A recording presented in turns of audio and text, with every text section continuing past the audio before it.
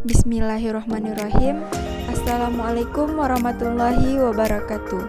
Kami dari kelompok 3 mata kuliah Sosiologi Hukum dengan anggota kelompok saya sendiri, Tani Yulia dan Tasya Afrida Syahri, dengan dosen pengampu yaitu Ibu Siska Elasta Putri MSI. Baiklah, kali ini kami akan menjelaskan materi tentang hukum dan stratifikasi atau pelapisan sosial. A. Pengertian pelapisan sosial atau stratifikasi sosial. Kata stratification berasal dari kata stratum, jamaknya strata yang berarti lapisan. Menurut Pitirim A. Sorokin, pelapisan sosial adalah pembedaan penduduk atau masyarakat ke dalam kelas-kelas secara bertingkat atau hierarkis. Hal tersebut dapat kita ketahui adanya kelas-kelas tinggi dan kelas-kelas yang lebih rendah dalam masyarakat. Menurut P.J. Bauman, pelapisan sosial adalah golongan manusia yang ditandai dengan suatu cara hidup dalam kesadaran akan beberapa hak istimewa tertentu. Oleh karena itu, mereka menuntut gengsi kemasyarakatan. Hal tersebut dapat dilihat dalam kehidupan anggota masyarakat yang berada di kelas tinggi. Seseorang yang berada di kelas tinggi mempunyai hak istimewa dibandingkan yang berada di kelas rendah. Pelapisan sosial merupakan gejala yang bersifat universal. Kapanpun dan di dalam masyarakat manapun, pelapisan sosial selalu ada. Selo Suemarjan dan Sulaiman Sumerdi menyebut bahwa selama dalam masyarakat ada sesuatu yang dihargai, maka dengan sendirinya pelapisan sosial terjadi. Sesuatu yang dihargai dalam masyarakat bisa berupa harta kekayaan, ilmu pengetahuan, atau kekuasaan. Dengan demikian, dapat disimpulkan bahwa pelapisan sosial adalah perbedaan antara warga dalam masyarakat ke dalam kelas-kelas sosial secara bertingkat. Wujudnya adalah terdapat lapisan-lapisan di dalam masyarakat, di antaranya adalah kelas sosial yang tinggi, sedang, dan rendah. B. Dasar-dasar pembentukan stratifikasi sosial. Yang pertama, ukuran kekayaan. Ukuran kekayaan adalah kepemilikan harta benda seseorang dilihat dari jumlah material saja. Kekayaan atau material atau kebendaan dapat dijadikan ukuran penempatan anggota masyarakat ke dalam lapisan-lapisan sosial yang ada. Barang siapa yang memiliki kekayaan yang paling banyak, mana ia akan termasuk lapisan teratas dalam sistem pelapisan sosial.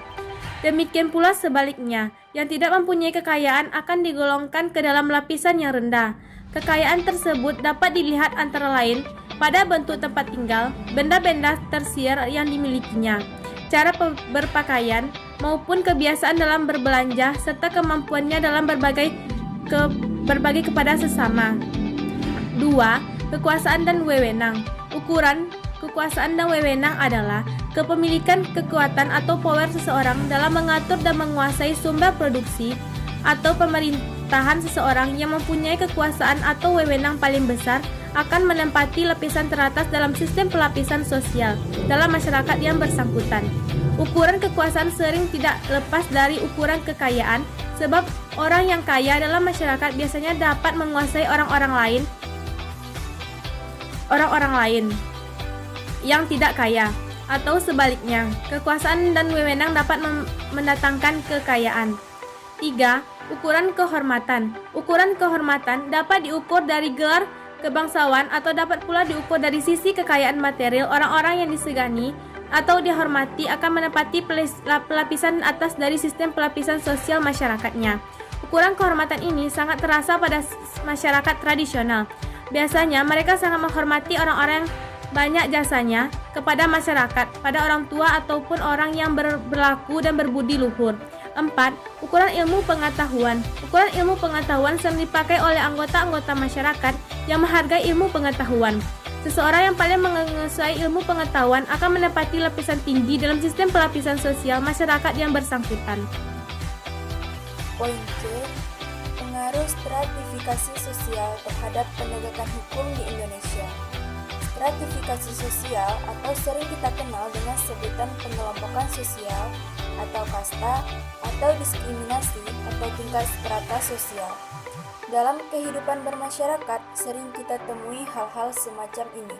Penyebab yang melatar belakangi terjadinya stratifikasi sosial yaitu tingkat kekayaan, tingkat pendidikan, kepentingan, jabatan, dan masih banyak lagi. Pada akhir-akhir ini, stratifikasi semakin menjadi dan nampak begitu jelas. Sudah dijelaskan dalam Undang-Undang 1945 bahwa setiap warga negara berhak mendapatkan perlakuan yang sama dalam hukum di Indonesia. Seperti yang telah dijelaskan dalam pasal 27 Undang-Undang Dasar 1945 yang berbunyi, setiap warga negara bersamaan kedudukannya di dalam hukum dan pemerintahan dan wajib menjunjung hukum dan pemerintahan itu dengan tidak ada kecualinya. Tetapi seperti yang kita ketahui, hukum di Indonesia masih memandang beda antara kalangan pejabat dengan masyarakat bawah. Mereka diperlakukan tidak sama antara keduanya. Belakangan ini, penegakan hukum di Indonesia dirasa kurang tegas dalam mengambil keputusan, terutama pada kasus korupsi. Mungkin ada ketidakberesan pada sistemnya atau mungkin pada pelaku penegak hukumnya sendiri, karena sangat terlihat jelas ketika mengambil keputusan atas hukuman yang diberikan pada pelaku tindak korupsi, tetapi ketika dihadapkan dengan kasus-kasus kecil atau kasus yang dilakukan oleh masyarakat kalangan bawah, contohnya, kasus pencurian yang sangat sepele tetapi mendapat hukuman yang berat, bahkan lebih berat daripada hukuman yang diberikan pada kasus korupsi. Hal ini tidak hanya terjadi sekali atau dua kali, tetapi berkali-kali. Hampir setiap ada kasus korupsi, selalu seperti itu. Bahkan ketika dihadapkan dengan kasus semacam ini, hukum di Indonesia akan tampak tak berdaya. Keadilan harus ditegakkan tanpa pandang bulu, entah itu orang kaya atau miskin, petani, nelayan, ataupun pejabat. Indonesia harus segera bangkit dari keterpurukan ini. Mau sampai kapankah terus seperti ini? Negara yang bersih dari korupsi, bersih dari stratifikasi sosial, bersih dari segala macam kejahatan harus diwujudkan. Cita-cita negara yang dulu pernah diucapkan yaitu seperti yang tercantum dalam pembukaan Undang-Undang Dasar 1945 alinea keempat yang berbunyi, kemudian daripada itu, untuk membentuk suatu pemerintah negara Indonesia yang melindungi segenap bangsa Indonesia dan seluruh tumpah darah Indonesia, dan untuk memajukan kesejahteraan umum, mencerdaskan kehidupan bangsa, dan ikut melaksanakan ketertiban dunia yang berdasarkan kemerdekaan, perdamaian abadi, dan keadilan sosial.